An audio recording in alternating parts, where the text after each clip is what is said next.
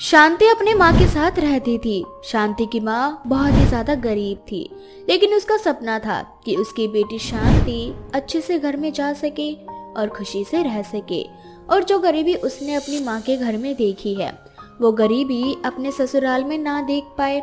ऐसा ही ससुराल शांति के लिए मिल जाता है और कुछ समय बाद शांति के लिए रिश्ता एक बड़े घर से आता है और उस घर की मालकिन यानी मोहित की माँ निर्मला उसको कहती है, अरे समधन जी, मुझे अपने बेटे की शादी में पूरे 5 लाख रुपए चाहिए।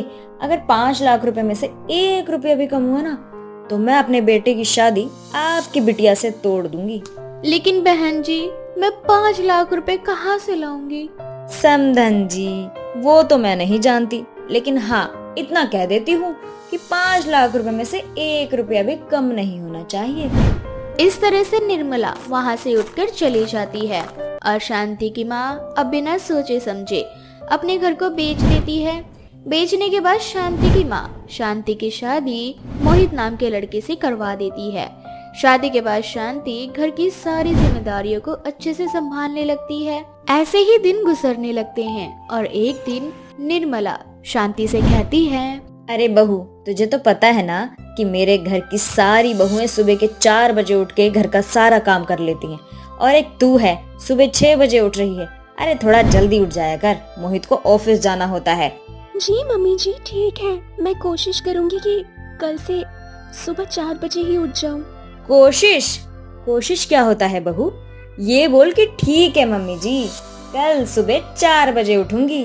ठीक है मम्मी जी, मैं कल सुबह 4 बजे ही उठूंगी। शांति किचन में खाना बनाने चली जाती है। कुछ ही समय बाद शाम हो जाती है और सभी खाने के टेबल पर खाना खाने लगते हैं और खाना खाने के बाद अपने अपने कमरे में जाने लगते हैं कि तभी निर्मला एक बार फिर अपनी बहू शांति से कहती है, अरे बहू, कहाँ जा रही है सोने के लिए? क्या हुआ मम्मी जी? अरे होगा क्या, ये बर्तन कौन धोएगा? मम्मी जी, मैं बर्तन अभी धो देती हूँ। शांति अपनी सास को इनकार नहीं करती और वो जाकर किचन में बर्तन धो देती है। और अगले दिन सुबह 4 बजे शांति उठकर घर का सारा काम कर लेती है।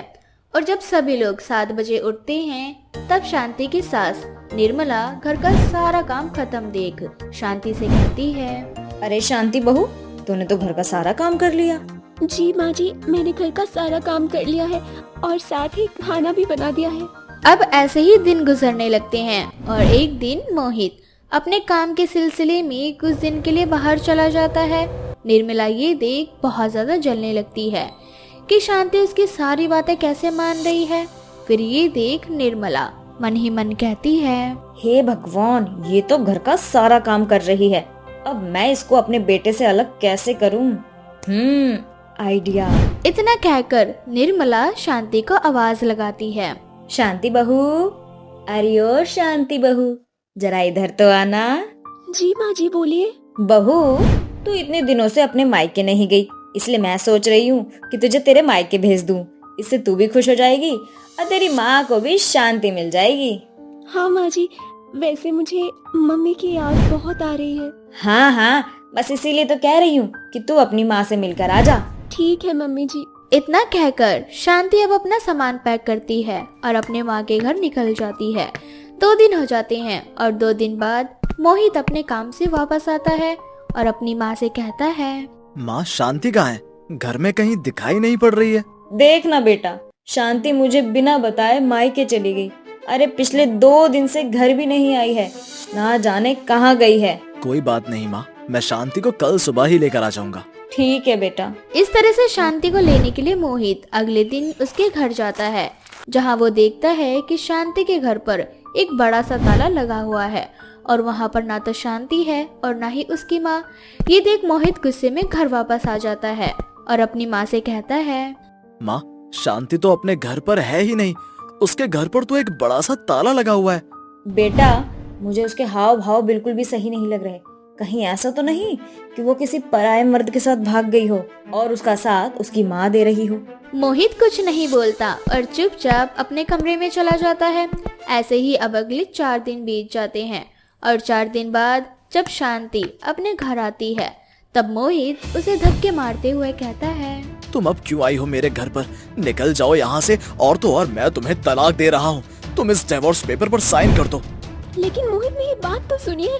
नहीं, मुझे कुछ नहीं सुनना है। इस पर साइन करो और निकल जाओ यहाँ से। शांति बेचारी ना चाहते हुए भी उस डाइवोर्स पेपर पर साइन कर देती है और वहाँ से रोते हुए चली जाती है। शांति रोड पर जा ही रही होती है कि तभी वो देखती है कि एक हाईवे पर किसी औरत का बड़ा ही भयंकर एक्सीडेंट हुआ है और दौड़ते हुए उस भीड़ के बीच जाती है। तो उस भीड़ के बीचों बीच कोई और नहीं बल्कि उसकी सास निर्मला खून में लथपथ रोड पर पड़ी हुई थी।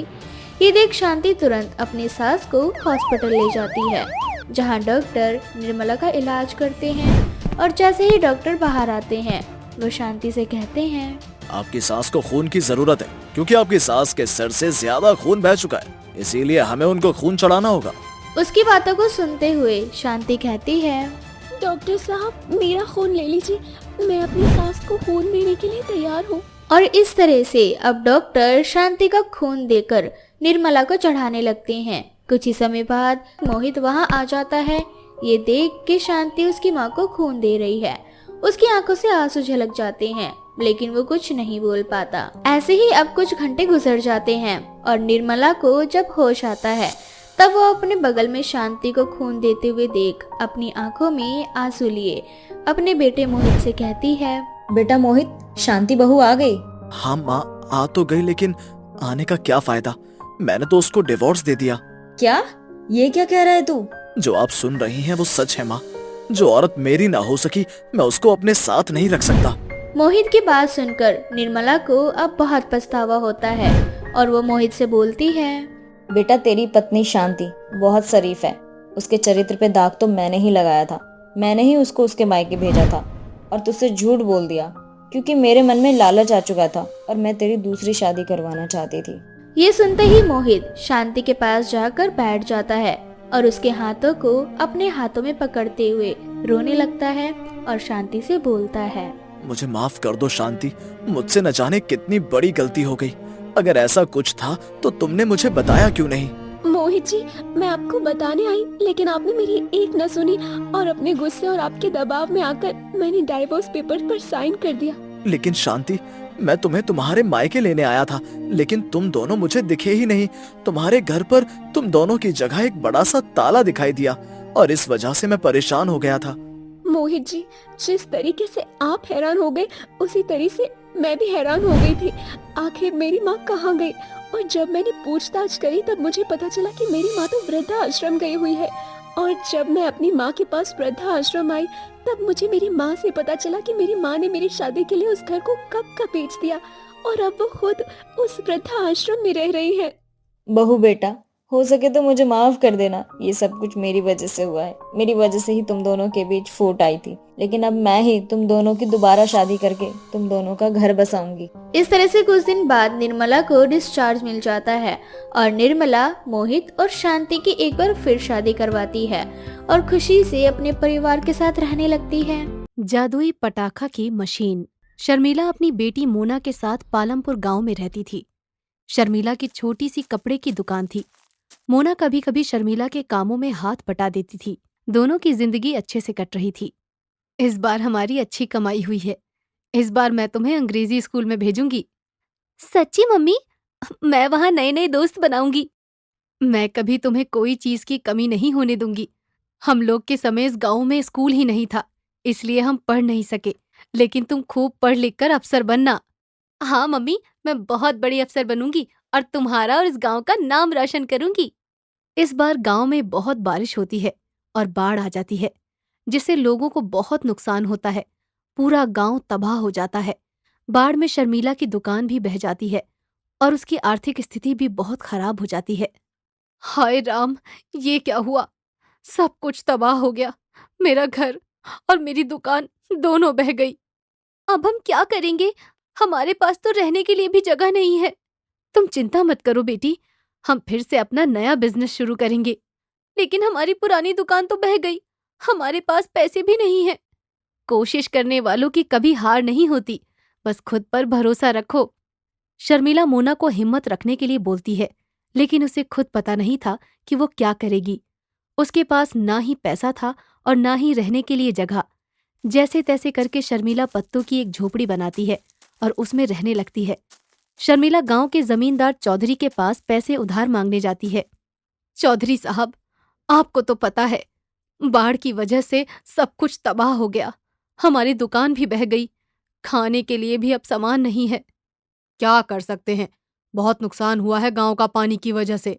अगर आप थोड़ी मदद कर देते तो मैं धीरे धीरे करके पैसे चुका दूंगी। तेरे पास खाने के पैसे नहीं हैं, तू मेरा कहाँ से पैसा चुकाएगी? चौधरी साहब, अभी दिवाली आ रही है। मैं अपने घर में पटाखे बनाकर शहर जाकर बेचूंगी। ठीक है, लेकिन मैं दुगना ब्याज लूंगा। अगर तुम मेरा पैसा नहीं चुका पाई तो मैं तुम्हारी जमीन कब्जे में कर लूंगा। ठीक है, आप मुझे बस पैसे उधार दे दीजिए, बहुत मेहरबानी होगी। शर्मिला उन पैसों से पटाखे बनाने का सामान लेकर आती है और घर में बैठकर हाथों से पटाखे बनाने लगती है। ये क्या है मम्मी? इस बार हम पटाखों की दुकान खोलेंगे। त्योहार का सीजन है, खूब बिक्री होगी। ठीक है, मैं भी तुम्हारी मदद करूंगी। बेटा, तुम जाकर पढ़ाई करो, तुम्हारी परीक्षा आने वाली है। मैं सारा काम कर लूंगी। अगले दिन शर्मिला उन पटाखों को टोकरी में डालकर शहर ले जाकर बेचने लगती है। दिन भर कड़ी धूप में भटकने के बाद भी उसकी कुछ खास कमाई नहीं हो पाती। पटाखे ले लो, पटाखे ले लो, रंग बिरंगे पटाखे ले लो। शाम हो जाती है। शर्मिला की ज्यादा कमाई नहीं होती है। वो बहुत ही उदास हो जाती है। वो वापस घर आने लगती है। तभी भूख के कारण उसका सर चकराने लगता है और वो बेहोश होकर गिर जाती है। क्या हुआ बहन जी, आप ठीक तो हैं? बहुत परेशान लग रही है। क्या बताऊं, सुबह से बिल्कुल कमाई नहीं हुई है। बाजार में बिकने वाले चाइनीज पटाखे जिसमें जहरीली गैस निकलती है और लोगों के स्वास्थ्य के लिए हानिकारक है, सस्ते होने की वजह से लोग उन्हें ही खरीद रहे हैं। मैंने ये पटाखे खुद अपने हाथों से बनाए हैं। मैं आपके सारे पटाखे ले लूंगा, मेरी पटाखों की दुकान है। वो राहगीर शर्मिला के सारे पटाखे ले लेता है और साथ ही और भी पटाखों का ऑर्डर दे देता है। शर्मिला खुशी खुशी घर आ जाती है। क्या हुआ मम्मी? हमें बहुत बड़ा पटाखों का ऑर्डर मिला है। एक व्यापारी ने मेरे इको फ्रेंडली पटाखे से खुश होकर सारे पटाखे खरीद लिए हैं। मम्मी, आज मैं तुम्हारे पटाखे बनाने में मदद करूंगी। शर्मिला और मोना साथ में पटाखे बनाने बैठ जाती हैं, लेकिन गलती से एक पटाखा शर्मिला के हाथ में फट जाता है। शर्मिला का हाथ जल जाता है। हे भगवान, ये क्या हो गया? आपका तो पूरा हाथ जल गया। अब क्या होगा? इतना बड़ा ऑर्डर कैसे पूरा होगा? आप चिंता मत कीजिए, आप आराम कीजिए, मैं सब संभाल लूंगी। मोना पटाखे बनाने लगती है। गलती से पटाखे का बारूद उसकी आंख में चला जाता है और वो रोने लगती है। तभी वहां की जमीन हिलने लगती है। तभी वहां से एक पटाखे बनाने वाली जादुई मशीन निकलती है और उसमें तरह तरह के पटाखे बनने लगते हैं। ये देखकर मोना हैरान हो जाती है। अगले दिन सुबह तक ढेर सारे पटाखे बनकर तैयार हो जाते हैं। इतने सारे पटाखे तुमने अकेले बनाकर तैयार भी कर लिए? ये सब इस जादुई मशीन का कमाल है। मोना शर्मिला को सारी बातें बताती है। शर्मिला जादुई पटाखे की मशीन सुनकर हैरान हो जाती है। मोना पटाखों को ले जाकर व्यापारी को दे देती है, जिससे बहुत मुनाफा होता है। धीरे धीरे जादुई पटाखा बनाने वाली मशीन की मदद से शर्मिला और मोना अपनी पटाखों की फैक्ट्री खोल लेती हैं और चौधरी का कर्ज वापस करने जाती हैं। चौधरी साहब, आपका ये पैसा पूरे ब्याज के साथ वापस करने आई हूँ। तेरे पास इतना पैसा कहाँ से आया? आपने जो मुझे उधार पैसे दिए थे, उससे मैंने पटाखों की फैक्ट्री खोल ली है, जिससे मुझे बहुत मुनाफा हुआ। आपके बच्चों के लिए भी मैं पटाखे लेकर आई हूँ। ठीक है, वहीं रख दे। चौधरी शर्मिला को देखकर हैरान हो जाता है। जिसके पास खाने को पैसे नहीं थे, आज उसके पास इतने सारे पैसे कहाँ से आ गए? ये 2 कौड़ी की व्यापारी, अगर इसी तरह इसका व्यापार चलता रहा तो ये गांव की सबसे अमीर व्यक्ति बन जाएगी। फिर मेरी इज्जत कम हो जाएगी। मुझे पता लगाना होगा कि इसकी कमाई का क्या जरिया है। उस दिन रात में चौधरी छुपकर शर्मिला की फैक्ट्री में चला जाता है। मोना बेटा, अभी जादुई पटाखों की मशीन को बंद कर देते हैं। आज के लिए इतने पटाखे काफी हैं। ठीक है, वैसे भी हमारे सारे ऑर्डर पूरे हो चुके हैं। इस बार बहुत अच्छी कमाई होगी। चौधरी उस जादुई पटाखे बनाने वाली मशीन को देखकर हैरान हो जाता है। मैं आज इस पटाखे बनाने वाली मशीन को चुरा लूंगा। शर्मिला की अकड़ को मिट्टी में मिलाकर ही रहूंगा। चौधरी मौका पाकर उस जादुई मशीन को चुराकर अपने घर ले जाता है। चौधरी जैसे ही उस जादुई मशीन को शुरू करता है, अचानक उसमें से आग के गोले निकलने लगते हैं और देखते ही देखते पूरी हवेली में आग लग जाती है। अरे अरे अरे, ये क्या हो रहा है? इससे आग के गोले क्यों निकल रहे हैं? अरे कोई रोको! अरे रोको इस मशीन को! कोई है? मैं तो लुट गया, मैं तो बर्बाद हो गया। चौधरी उस मशीन को लेकर वापस शर्मिला के पास आता है। ये तो हमारी जादुई पटाखे बनाने वाली मशीन है।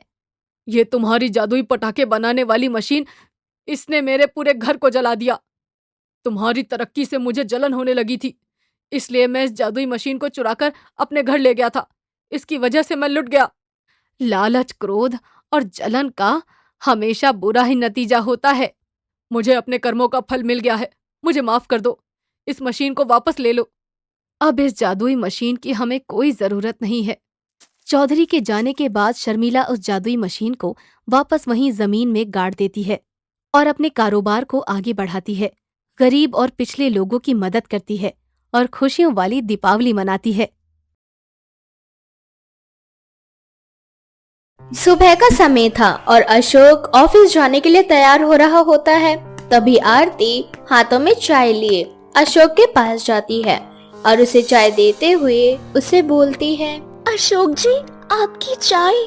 मैंने तुम्हें कितनी बार बोला है कि सुबह सुबह तुम मुझे अपना ये मनहूस और गंदा सा चेहरा मत दिखाया करो। मुझे माफ करना अशोक जी, पर मैं तो आपके लिए बस चाय लेकर आई थी। लगता है जिस तरह से मुझे सुबह चाय पीने की आदत है, ठीक उसी तरह से तुम्हें मेरी रोज सुबह खरी खोटी सुनने की आदत है। जैसे तुम्हारी शक्ल गंदी है, वैसे ही तुम गरीब घर से हो, उसी तरह से तुमने मेरी जिंदगी भी अपनी तरह फर्नीचर बना दी है। शादी को 10 साल होने को आए हैं और अब तक तुम्हारी गोद नहीं भरी। तुम्हारा तो पता नहीं, पर मेरे सभी दोस्त बाप बन चुके हैं। वो हर हफ्ते हर महीने अपने बच्चों के साथ घूमने जाते हैं और जब मेरे दोस्त मुझसे मेरे बच्चे के बारे में पूछते हैं तो मुझे सिर झुकाकर बोलना पड़ता है कि मेरी बीवी बांझ है। अशोक की ये बात सुनकर आरती की आंखों से आंसू झलक पड़ते हैं। लेकिन अशोक की ये बातें अशोक की माँ कुंती सुन लेती है और वो अपने कमरे से बाहर निकलकर अशोक से बोलती है, अशोक, कैसा पति है तू, अपनी बीवी को बांझ बोल रहा है? अरे तुझे तो गर्व होना चाहिए आरती पर कि इतना सब कुछ होने के बाद भी ये तेरे साथ है। तू तो जानता है ना कि डॉक्टर ने आरती का पूरा चेकअप किया है, उसमें कोई कमी नहीं। पर जब चेकअप करवाने की बात तेरी आती है तो तू तो हमेशा ही मना कर देता है। माँ, मुझे तो समझ ही नहीं आता कि आखिर इस गरीब लड़की ने आप पर ऐसा कौन सा जादू कर रखा है जो आप हमेशा मेरी इस गरीब बीवी की साइड लेती रहती हो। क्योंकि बेटा, गलत तेरी बीवी रही, गलत तो तू है। और वैसे भी आरती को तेरे पिताजी ने बहू नहीं बेटी बनाकर लाए थे। क्या हुआ अगर आरती गरीब परिवार से है तो? उसका दिल तो बहुत अमीर है। कुंती आज एक बार फिर आरती की साइड लेने लगती है। ये सब देखकर अशोक को बहुत गुस्सा आता है और वो चाय का कप नीचे गिराकर गुस्से से घर से चला जाता है। अब इसी तरह से कुछ दिन बीत जाते हैं और एक दिन जब अशोक ऑफिस से घर आ रहा होता है तो एक बहुत ही सुंदर और अमीर घर की लड़की रोड पर खड़ी होती है और अशोक को आता देख उससे लिफ्ट मांगती है। एक्सक्यूज मी, एक्चुअली मेरा नाम निशा है और मेरी गाड़ी खराब हो चुकी है। मेरा घर यहीं पास में है, तो क्या आप मुझे ड्रॉप कर दोगे? हाँ हाँ, क्यों नहीं, वैसे भी मैं वहीं से जा रहा हूँ, आप बैठ जाइए। अब निशा अशोक के साथ उसकी बाइक पर बैठ जाती है। अशोक उसे उसके घर पर ड्रॉप कर देता है और वहाँ से जाने लगता है। तभी निशा उसे रोकते हुए उससे बोलती है, आपका बहुत बहुत शुक्रिया। आज आपकी वजह से मैं समय पे घर आ पाई हूँ। मुझे अपने घर की बहुत टेंशन होती है, मैं अकेली हूँ ना, और आपने मेरी इतनी मदद की है तो मैं आपको ऐसे घर जाने नहीं दूंगी। आइए अंदर बैठिए, मैं आपके लिए कॉफी बना देती हूँ। आज नहीं फिर कभी, दरअसल अभी मुझे घर जाना है। अरे घर ही तो जाना है, चले जाना आराम से। कौन सा भागा जा रहा है आपका घर? निशा के काफी फोर्स करने पर अशोक उसके साथ उसके घर चला जाता है। अब निशा उसके लिए कॉफी बनाती है और उसके करीब आने लगती है। अशोक को भी निशा पसंद आ जाती है और अशोक निशा से बोलता है, इतने बड़े घर में आप अकेली रहती हैं? आपके माँ बाप, भाई बहन, आपके साथ कोई नहीं रहता क्या? दरअसल ये सब कुछ मेरा और मेरे पति का है। हम दोनों ने बहुत ही मेहनत से ये बिजनेस खड़ा किया था। एक बार की बात है, मैं और मेरे पति बाहर घूमने के लिए गए थे और हमारा वहां पर कार एक्सीडेंट हो गया जिसमें मेरे पति की मृत्यु हो गई। तभी से बहुत अकेली हूँ, ना कोई औलाद है। अब बस तलाश है तो किसी अपने की जो मेरा हमसफर बन सके और मेरा साथ निभाए। निशा की ये बात सुनकर अशोक सोच में पड़ जाता है और वो खुद से बोलता है, इसे भी एक जीवन साथी की तलाश है और मुझे भी एक जीवन साथी ही चाहिए जो अमीर हो और मुझे औलाद का सुख दे सके। आखिर गरीब आरती में है ही क्या जो मैं उसके साथ अपनी जिंदगी बिताऊं, और माँ भी उसी के पक्ष में रहती है। आखिर मेरी खुद की जिंदगी है, मैं किसी के साथ भी रहूं।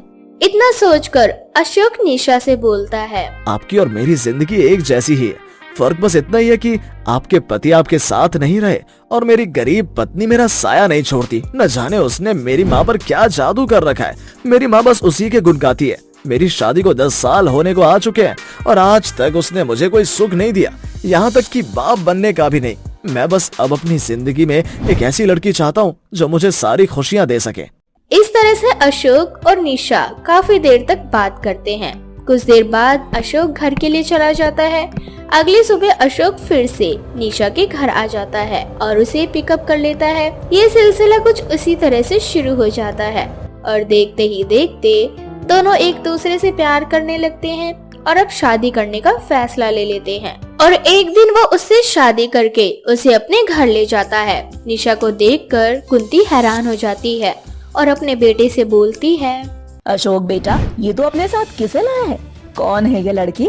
माँ, ये लड़की आपकी बहू और आरती की अमीर सौतन है, तो मेरी गरीब बीवी आकर अपनी अमीर सौतन की आरती उतारो। ये सुनते ही कुंती अशोक को एक थप्पड़ लगाती है और उससे बोलती है, ये क्या बकवास कर रहा है तू? अरे तेरे पहले से ही एक बीवी है और तूने दूसरी शादी कर ली। आखिर मैं पूछती हूँ क्यों? माँ, आपको ये थप्पड़ मुझे नहीं आरती को लगाना चाहिए था और उसे घर से बाहर निकालना चाहिए था। जो मैंने काम किया है वो काम आपको कई साल पहले कर देना चाहिए था। औरों के घर में मैंने देखा है, जब औरत बच्चा नहीं दे पाती तो लड़के की माँ अपने बेटे की दूसरी शादी करवाती है, पर आप तो चाहती ही नहीं कि मैं खुश रहूं। इसीलिए अब मुझे आपके साथ और अपनी इस गरीब बीवी के साथ नहीं रहना। मैं जा रहा हूँ निशा के साथ उसके घर में उसके साथ रहने। नहीं, मुझे छोड़कर मत जाइए। पहले से ही मेरे सर पर बांझ का धब्बा है। अब मुझ पर और कलंक मत लगाइए। अगर आप नहीं अमीर सौतन के साथ चले गए तो समाज मुझे क्या कहेगा? मुझे इससे फर्क नहीं पड़ता, मैं जा रहा हूँ। अब इस घर में तुम दोनों सास बहू ही रहो। इस तरह से अशोक निशा को लेकर चला जाता है और निशा के साथ रहने लगता है। देखते ही देखते निशा के साथ रहकर अशोक निशा के काम को भी संभाल लेता है। लेकिन उनकी शादी को 5 साल हो जाते हैं और अब तक निशा को कोई औलाद नहीं होती। जिसके बाद एक दिन निशा अशोक से बोलती है, तुम्हारी माँ बिल्कुल सही कहती थी। कमी तुम्हारी गरीब बीवी में नहीं बल्कि तुम्हारे अंदर है। वो तो माँ बन सकती है लेकिन तुम बाप नहीं बन सकते कभी। निशा की कड़वी बातें सुनकर अशोक को गुस्सा आ जाता है और वह निशा को एक थप्पड़ लगाते हुए उससे बोलता है, तुम्हारी हिम्मत कैसे हुई मुझसे इस तरह से बात करने की? कमी मुझ में नहीं तुझ में है। मैंने जिस लालच से तुझसे शादी करी मुझे वो चीज नहीं मिली। तू भी मेरी उस गरीब बीवी की तरह ही निकली। अशोक की बात सुनकर निशा उसे जबरदस्ती हॉस्पिटल ले जाती है और उसके कुछ टेस्ट करवाती है।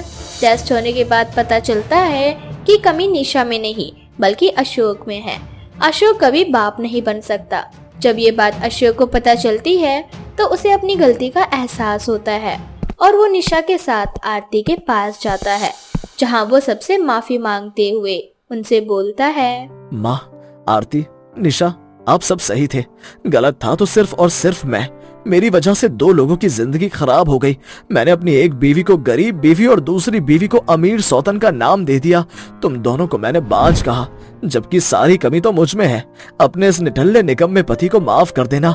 मैं तुम दोनों को कभी भी औलाद का सुख नहीं दे सकता। आप हमसे माफी मत मांगिए, क्योंकि आज जो दर्द आप महसूस कर रहे हैं वो दर्द मैं पिछले 15 सालों से महसूस कर रही हूँ।